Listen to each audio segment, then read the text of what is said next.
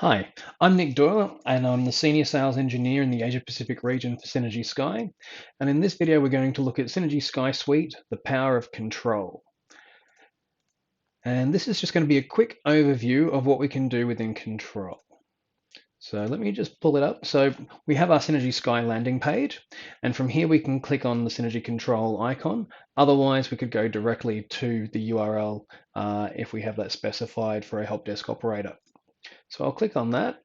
And at the moment, I have one ongoing meeting and I can see a heap of upcoming meetings. I can quickly identify what type of meetings they are coming up, one by the meeting type from Microsoft Teams, Cisco WebEx, Zoom, also the meeting names. And if I click on one of them, I can see what meeting rooms have been invited, as well as the invitees and who the organizer for that meeting is.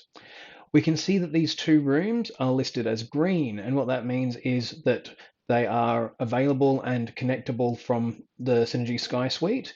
And if I click on one of them, if I believe there's issues or I want to check, I actually get direct access to the endpoint and can log into that device for any updates or checks on that system. What I can also do is check the meeting assets and click on join here as a help desk operator and quickly join a meeting to assist if required. I can see what the Skype URI, or sorry, this Teams URI will be in order to join that meeting.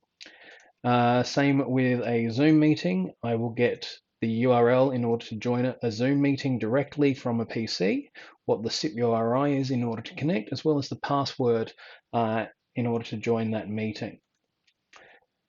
In ongoing meetings, we can see what's happening at the moment. I have one endpoint in this meeting. It's not been connected and they may be needing assistance. So I can click on the green dial icon, and this is direct endpoint control, having that endpoint call into that meeting. And it's now connected. I also have direct endpoint control where I can mute and unmute the endpoint as well for a user that may be having issues. When in a call, I can also very quickly identify if I had a Cisco room series, how many people are in a room under the people counter, which is also quite good. And we also get notification if nobody is in the meeting room as well on the green icons.